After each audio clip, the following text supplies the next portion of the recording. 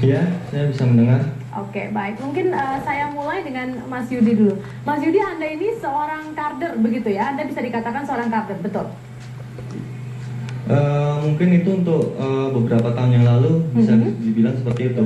Oke, bisa mungkin Anda ceritakan apa yang Anda lakukan pada beberapa tahun yang lalu ini? Sekitar mungkin tahun 2003 sampai 2006, mungkin saya masih bertransaksi di dunia maya, pembelian barang-barang secara online, misal seperti gadget-gadget elektronik dan sebagainya, seperti itu. Oh, oke. Beli barang secara online itu saja yang Anda lakukan? Ada tidak hal-hal lain termasuk hal-hal yang mungkin ilegal yang Anda lakukan di dunia maya ini? Saya juga mencoba mendalami hacking. Saya sempat belajar hacking bertahun-tahun, mencoba masuk sistem pemerintahan secara ilegal, situs pemerintah, hingga puluhan situs saya pernah, dan beberapa dekat komunitas saya, dan juga mungkin ketika mencuri sebuah akun seseorang yang di dalamnya juga akun yang bisa dibilang berharga, seperti yang ada seperti PayPal dan sebagainya, yang isinya adalah data-data penting seseorang. Anda tadi bilang Anda termasuk pernah juga mengambil akun seseorang. Apakah ini termasuk di dalamnya mengambil sejumlah uang begitu dari situ, atau hanya data-data yang Anda ambil?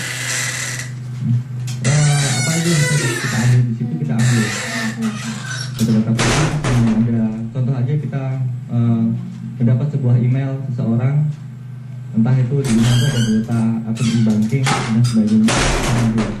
Oke. Baik, selama itu menguntungkan kita. Selama itu menguntungkan. Oke, menarik sekali. Mas Yudi, masih akan kita lanjutkan perbincangan yang ingin saya tanyakan ke Mas Yudi juga di Yogyakarta. Mas Yudi masih bersama kami ya? Mas Yudi? Mas Yudi di Yogyakarta? Ya, oke. Tadi Anda bicara atau Anda menceritakan pengalaman Anda adalah seorang mantan kader begitu, dan juga mantan hacker. Anda mendapatkan data-data, misalkan saja data akun seseorang gitu, atau data kartu kredit dari mana?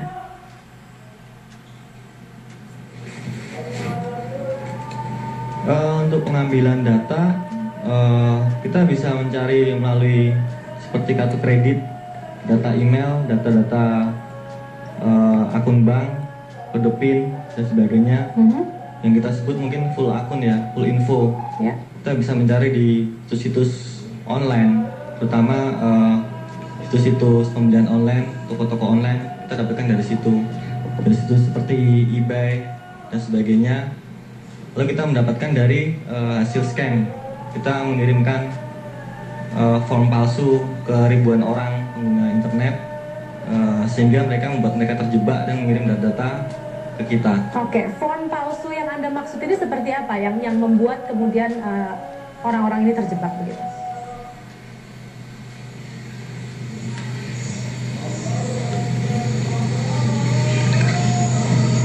Mas Yudi? Form palsu seperti misal kita menipu dengan menggunakan akun e-banking untuk validasi password dan sebagainya, seolah-olah pengirim email adalah dari bank langsung. Jadi kita bisa memanipulasi alamat email sehingga seperti alamat email dari bank langsung, seperti bank di Indonesia. Ada juga bank luar negeri seperti bank-bank di Amerika. Kami dulu sering seperti itu. Jadi kita mendapatkan data-data full info dari mereka. Oke, baik. Mas Yudi, dengan tujuan agar para pengguna internet merasa harus validasi data-data dan memasukkan data-data ke form kita. Lalu data-datanya akan mengirim ke kembali ke kita akan dapatkan. Ya. Oke, baik. Mas Yudi dan juga Pak Wayan, kita lanjutkan ini sekali lagi di segmen berikut. Kita harus jeda pariwara dulu. Pemirsa, tetaplah bersama kami. Metro hari ini akan hadir sesaat lagi untuk Anda, dan headline news berikutnya tentunya akan hadir pukul 19 waktu Indonesia Barat.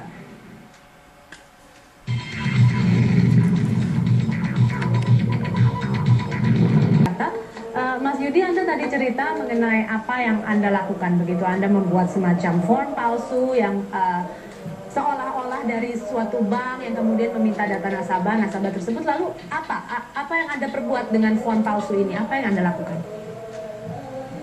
Yang pasti jika data itu valid, kita melakukan transaksi online di internet. Misal seperti kita membeli sebuah barang dari luar negeri dan ngiriminnya ke Indonesia. Oh begitu, jadi transaksi online sebetulnya. Selama Anda menjadi carder atau hacker, berapa uang yang sudah Anda hasilkan? Untuk nominal, mungkin tidak bisa disebutkan. Yang kurang lebih lah, kurang lebih, atau angka depannya begitu. Mungkin kalau untuk total sendiri yang tas saya pakai dan tidak, mungkin puluhan juta ada. Puluhan juta dalam jangka waktu berapa lama itu? Mungkin sekitar 4 tahun. 4 tahun ya, Anda bisa jika tidak terfokus untuk masalah carding saja. Oke, sebetulnya kalau Anda lihat ya, untuk seorang carder dan juga seorang hacker yang menargetkan kejahatan perbankan begitu, celahnya di mana sih? Mengapa begitu mudah di Indonesia? Banyak celah dalam hacking, teknik-teknik yang mungkin digunakan untuk membobol sebuah bank. Kita melakukan selain phishing, brute force, kita melakukan data-data akun bank. Ada lagi mungkin teknik social engineering, jadi kita menipu nasabah sendiri dengan alasan seperti kita mengirim SMS dengan nomor pengirim nama bank. Kita bisa membuat seperti itu, jadi tidak hanya nomor telepon, tapi kita bisa tulisan nama bank. Baik, kalau begitu Mas Yudi, tapi sekarang Anda ini bukan lagi seorang carder atau hacker ya? Anda sudah tidak melakukan kegiatan ini lagi? Untuk mungkin hacking, saya sendiri mungkin lebih ke arah sebagai penetrasi tester aja. Kita mengetes sistem-sistem, terutama web server, web aplikasi. Ngetes aja? Saya sendiri juga berkecimpung dalam bidang security, terutama masalah web. Baik, jadi Anda juga mengetes apakah aman atau tidak.